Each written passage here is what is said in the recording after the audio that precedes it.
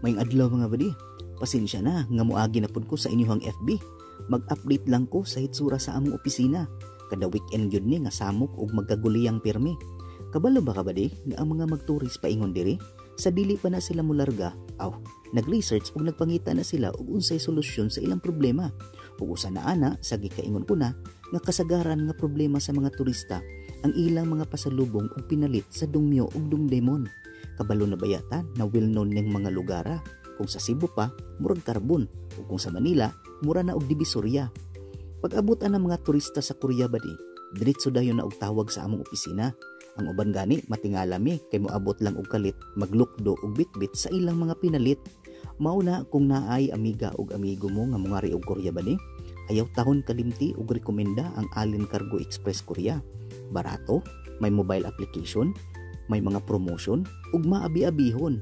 Sumauto akong gamay nga update karon mga badi. Smile lang ta pirmi, bisan paggubot ang palibot, padayon lang sa pagpaningkamot.